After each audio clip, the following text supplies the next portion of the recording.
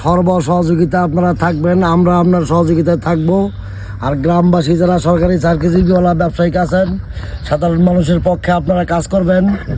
আমাদের বহু সমস্যা আছে, এই সমস্যা সমাধান করবেন আপনারা। আর নিজাম এখানে আছেন, নিজাম প্রত্যেকটা দেখতেছে সচক্ষে।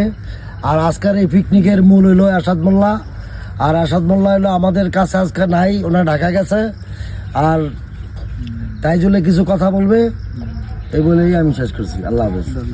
হয়েছি এ বিষয়ে আমরা আরো কিছু কিছু সাক্ষাৎকারের মধ্যে যারা আমাদের একসাথে ঈদ উদযাপন করতে আসছে, হ্যাঁ, এই আজকে করতে আসছি, হ্যাঁ, এটাতে আপনার অনুভূতি কেমন? আপনি কি এটাতে আনন্দিত? হ্যাঁ, আপনি কিছু বলেন।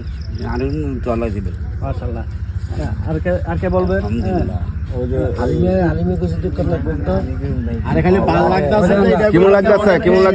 আজকের আয়োজন আপনার কাছে কেমন লাগছে?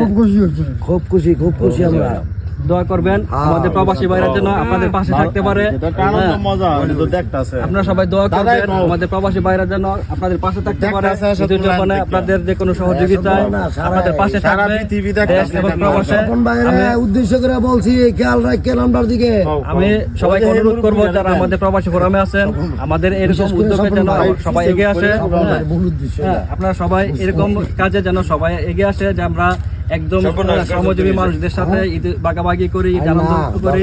হ্যাঁ, সবার উৎসাহিত হয়, এই জন্য আমরা লাইভটি করে আপনারা শেয়ার করে দেবেন যেন সবাই দেখতে পারে। আমাদের আজকের ঈদ উদযাপনে একজন প্রবীণ ব্যক্তি আমাদের সাথে আছেন।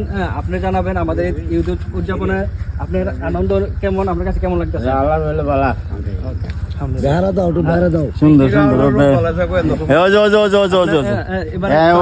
বলেন যে আমাদের ঈদ উদযাপনে আপনার কাছে অনুভূতি কেমন লাগতেছে, আপনার কাছে বলেন। করে সবাই চেনেন একজন প্রতিবন্ধী বাক প্রতিবন্ধী, সে আমাদের সাথে যুক্ত হয়েছেন। সে কিছু বলতে চায়, কিছু।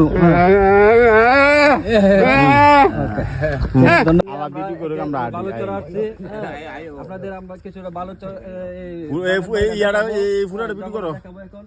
আপনারা দেখবেন দেখেন চারদিকে খাবার দাবার আমাদের রেডি আছে। আপনারা পাশে থাকবেন, ভিডিওটি সবাই শেয়ার করে দেবেন।